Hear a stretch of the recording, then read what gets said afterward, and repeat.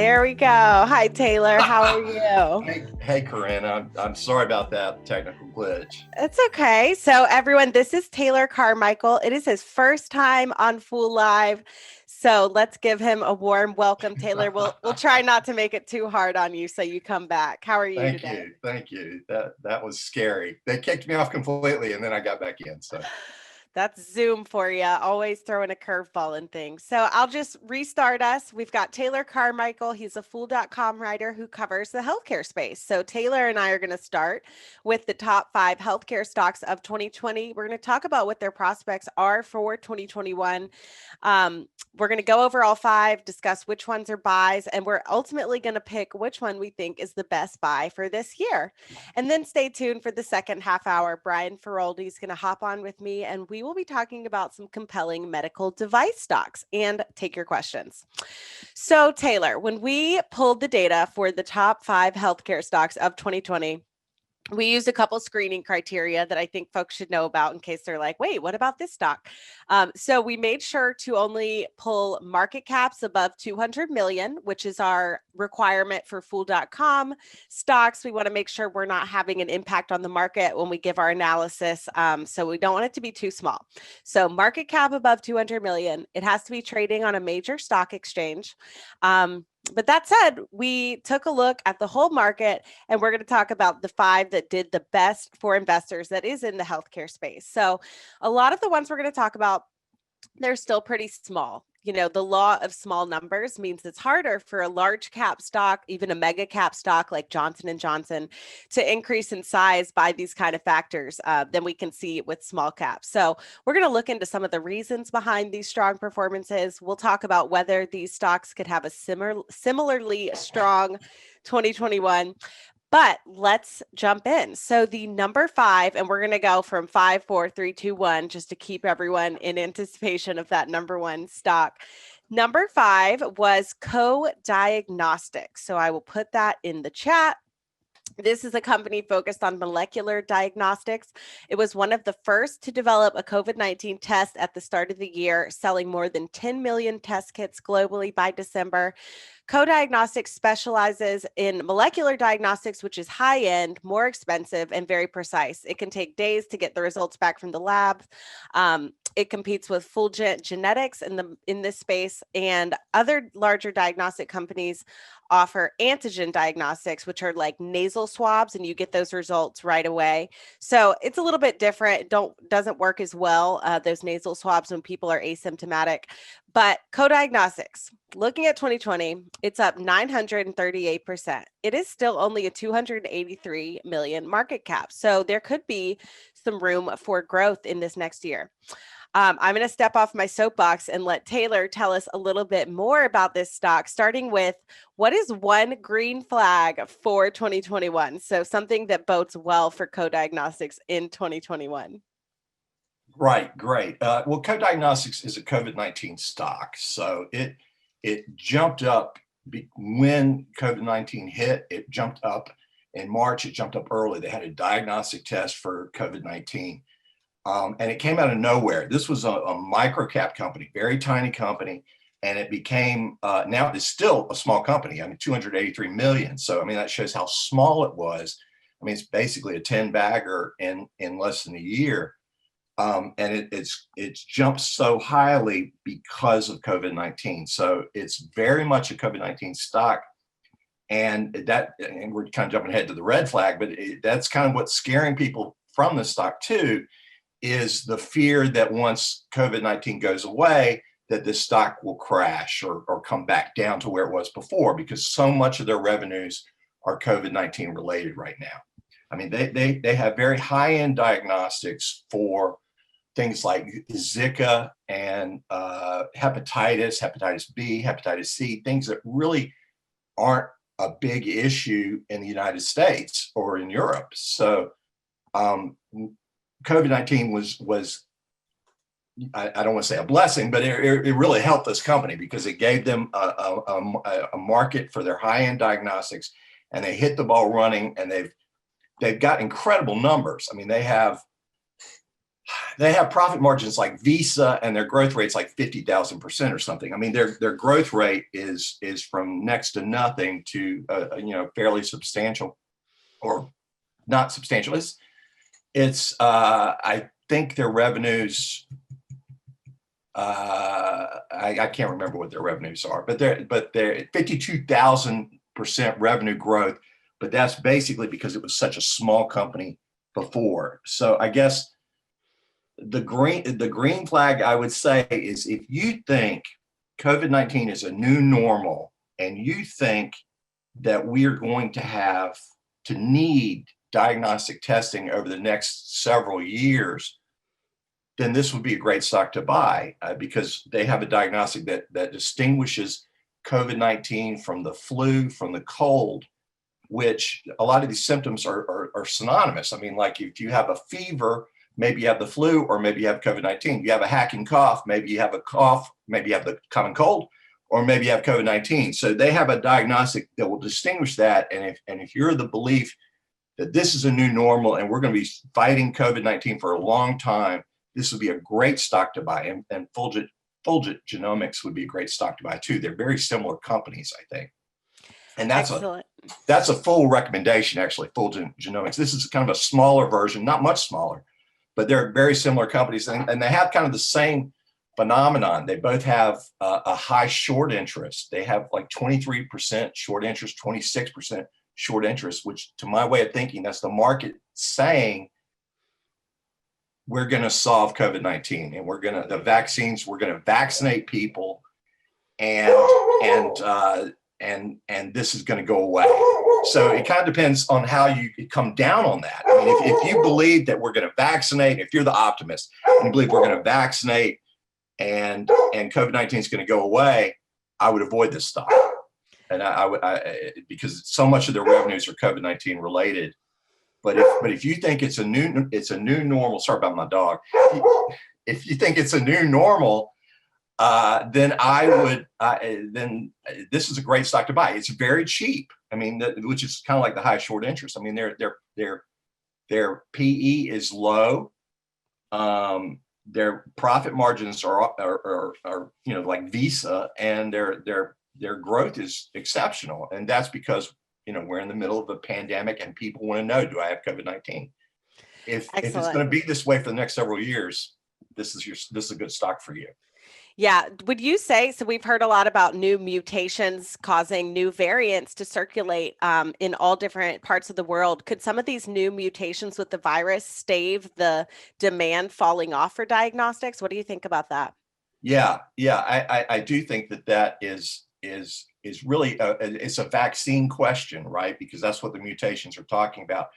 If we vaccinate, and the vaccination, in Moderna and Pfizer's 95% very high efficacy rates. If we vaccinate and we no longer have to worry about COVID-19, then that is great for our society, but would not be good for the stock. But if it mutates, if COVID-19 mutates, then we're going to have to revaccinate every year, like we do with the flu. And we're going to have to revaccinate, and we're going to need diagnostics. So it depends on how much mutation there is. If it mutates and mutates and mutates, and then in essence, COVID-19 is going to stay with us. Then we're going to very much need diagnostics, and we're going to have to revaccinate. But if it's a one and done vaccination, and that's something we don't know yet. So that's the big question, really, and that's if I was an investor in Co-Diagnostics, I would pay attention to the vaccines. Actually, I would pay attention. Are the vaccines, is it one and done? Are we seeing COVID-19 disappear? Because that's key for this stock right now. Definitely. All right, let's move on to number 4. So this is Trillium Therapeutics. This is a small cap biotech with a novel but still unproven immuno-oncology platform. Into 2020, it was up 1,330%. It is at a $1.4 billion market cap. Taylor, tell us about Trillium. What kind of business does it have? This is not a COVID-19 stock, right? It is not. No, this is a cancer stock. But similar to Co-Diagnostics, it started off the year as a tiny microcap. This is another microcap. It came out of nowhere. That's when you see a 1,300% run in a year. What they have is they're in an area that's very exciting. They're focused in the oncology space. So this is a cancer biotech company, and they're focused on the CD47 protein. Now the CD47 protein is if the way to think about it is like a cloaking device, and the CD47 protein hides cancer cells from your body's immune system, because your body has a natural immune system and an adaptive immune system that kills cancer. But CD47, when it's malfunctioning, it hides, it cloaks the cancer and keeps your body's immune system from killing the cancer.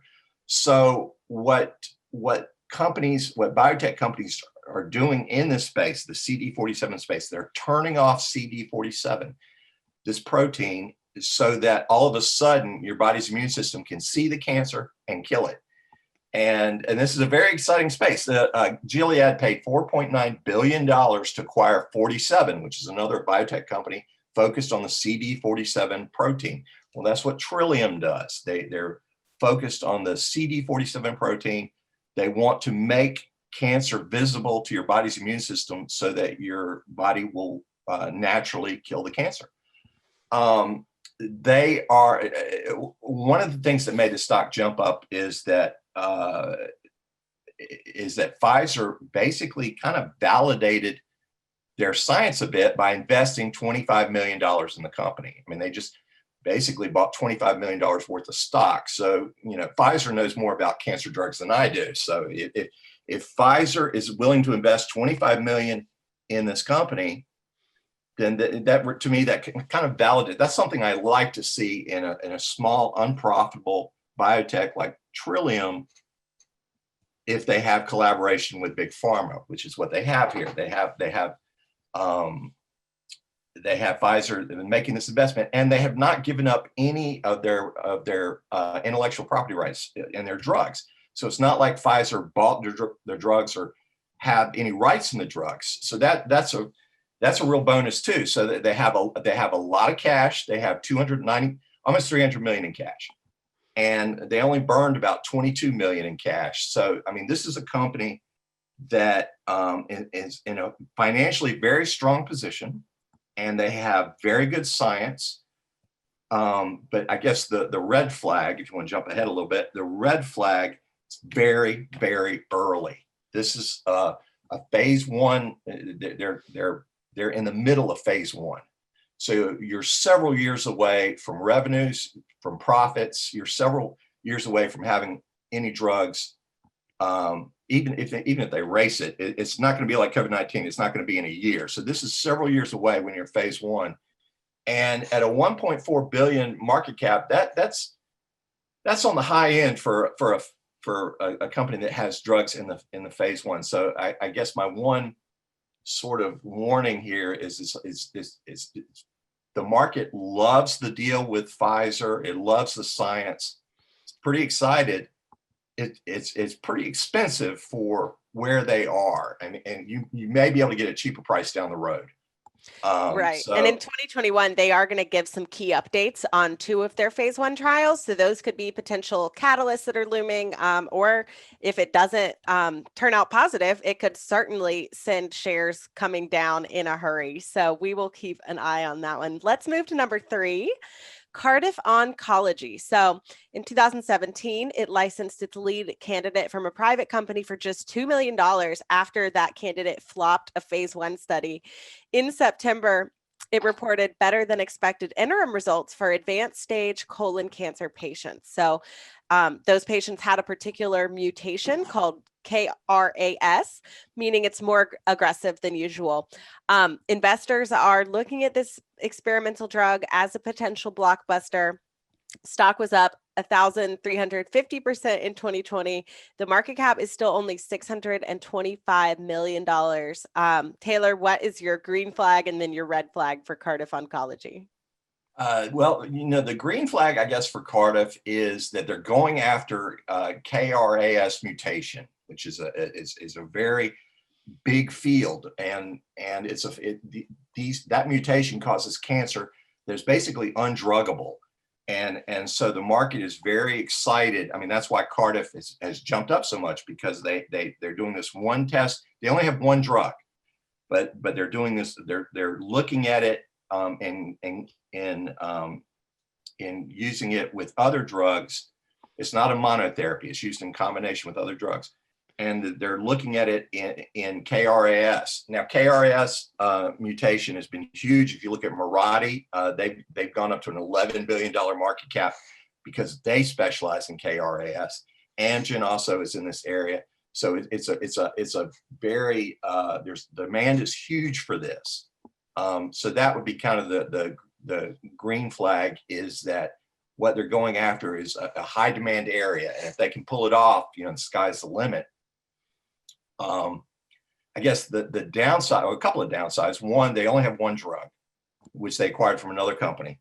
And the early trials are, it's cancer. So you have, in this particular trial, there are a fair number of adverse events, anemia, fatigue, low levels of blood platelets.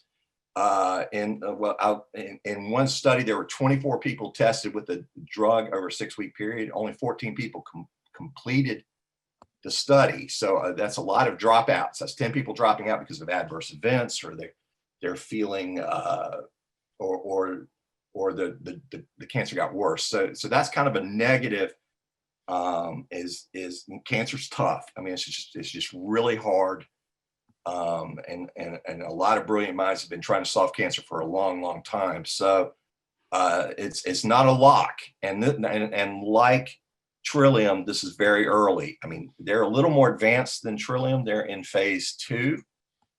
And they're going to have data readouts this year in phase 2 and phase 1 and phase 1. So they're farther down the road than Trillium, but you'll notice their market cap's not as high. And I take that to mean the market's not quite as excited about Cardiff, probably because, well, they only have the one drug, but also while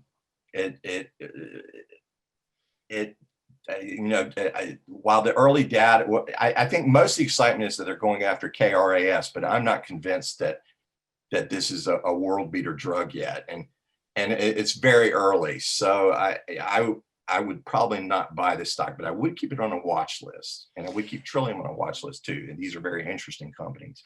So financially, do you think Cardiff, can it stay solvent, or does it need a partner at some point to get to regulatory submission and potential commercialization? Oh yeah, that's a good question. They don't have a lot of cash. They started off with 10 million. And they burned 11 million in cash. I mean, this again started off as a micro cap when they started off. They've had a huge run up in the stock, and they sold stock earlier in the year, or warrants, raised some money. So now they have more money than they started off the year with. So overall, they have $36 million in cash now. So they raised money in the year. So effectively, they didn't burn anything. They've got more money than they had before.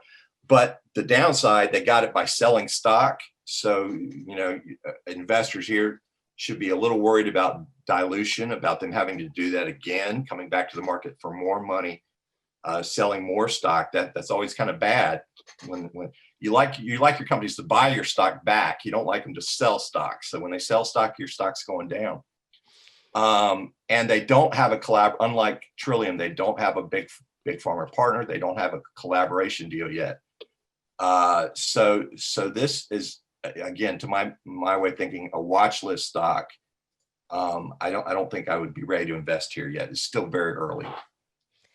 Awesome. Number 2, Vaxart. So I think this is one that people have become familiar with. It emerged from obscurity because of the pandemic.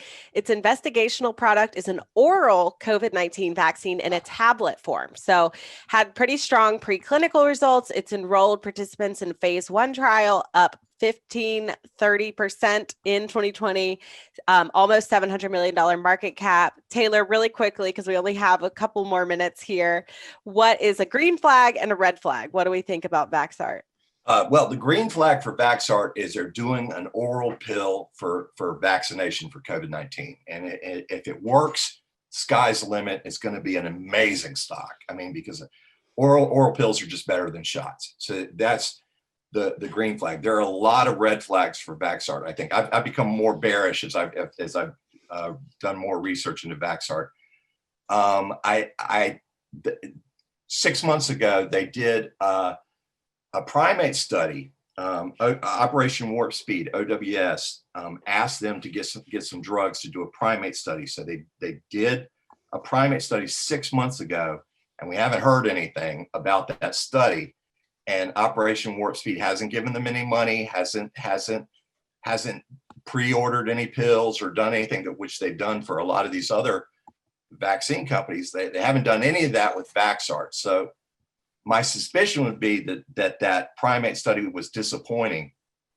And now Vaxart's talking about their hamster data. And I'm like, well, what happened with the primate study? I mean, the primates are closer to us than mice or hamsters. And we don't know. I mean, they haven't said anything. So that would be my concern about that. And also the company is also being investigated by the SEC and being investigated by the U.S. Attorney's Office in California for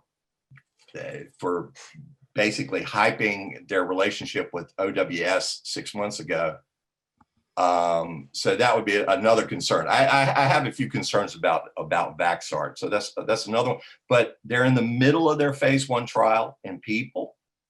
So if they have positive data there, it's going to, the upside is very high, but I would be concerned about that animal study that we've never seen data in 6 months later. So absolutely. Thank you, Taylor. All right, let's talk about number one. So number one, to nobody's surprise, is Novavax. So this is the largest company of the five, probably the most proven. It already had positive phase 3 results for its flu vaccine candidate called NanoFlu. It was shown to be superior to Sanofi's that is on the market. Those results came out in the spring, so definitely contributed to its run up in 2020.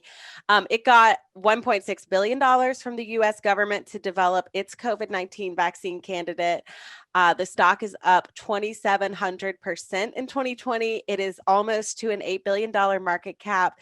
Taylor, what is one green flag and one red flag for Novavax? Well, the green flag for Novavax, again, it's COVID-19 basically stock last year. I mean, the flu vaccine help them, but mostly I feel like it's the expectations for COVID-19, because to vaccinate successfully would be huge. And there are distribution issues with the vaccines that are on the market now, with Pfizer's drug and with Moderna's drug, because they require the drugs to be frozen, to be kept very cold. Novavax potentially, if the drug is approved or they get emergency use authorization, they could take a lot of market share. So that has always been kind of the bullish case, that Novavax is still the smallest company among the top tier vaccine candidates, and they have as good a shot at anybody. We're waiting on phase 3 data from the UK. It's very if they get positive data, they get like Moderna, Pfizer over 90%, the stock, I mean, it's already had a huge run up, and it's not going to do another 2,700% in 2021. But I'm always happy when I get a double or a triple or a quadruple. So the potential is there for significant gains, but we don't have the data yet. We're waiting, and it will happen this quarter in January, February, March. It's going to happen. They're going to give us the data from a phase 2 test in South Africa and Australia, and a phase 3 test in the UK. And that's the phase 3, particularly the phase 3 one in the UK, is critical for Novavax, because they are waiting. Because with that, you can probably get an EUA in the United States. Certainly, you would get approval in Europe and the rest of the world. and they have a lot of distribution agreements in place. So it's all kind of hinging on that phase 3 trial. So it's very risky in the short term. If they have bad news, it'll get hit hard. But the upside is substantial. And I would argue also that in the long term that Novavax is a strong buy, just because they do have a flu vaccine and they do have a good program, even if they have short-term disappointments. So I think I think it's still a good stock to buy. Absolutely. So even though they do have the flu vaccine, it's kind of acting a little bit like a binary biotech at the moment. We're waiting on that data. They've said they could combine COVID-19 and flu vaccine, but obviously if the COVID-19 vaccine data doesn't look good, that evaporates as well. We have 2 minutes left. Let me quickly ask you which you think is the best buy going into 2021. Well, we're here in 2021 for the year and beyond. Which one is the best? I would say Novavax, and just knock on wood. I hope I don't jinx it, but I do think they have. This is the largest of the companies on this list, but they're also in a very strong position in terms of finances. They're strong in terms of their science. I'm just a big believer in Novavax, so that would be my top pick out of this group. Excellent. And can I ask you, what is one takeaway for investors who are thinking about buying healthcare stocks in 2021? I would say do your own research always, and look for companies in phase 3 trials, who have phase 3 trials upcoming, who have big pharma partners, who have a lot of cash, and be prepared for ups and downs. And when you get a winner, don't sell it. Just hold on to that sucker and just keep riding it, and you'll do really well. Absolutely. Well, thank you so much, Taylor. You did a great job. Your first time on Fool Live. I appreciate all your insights. This has been really valuable. Thank you, Corinne. I enjoyed it. All right. Have a great weekend. You too. Bye-bye.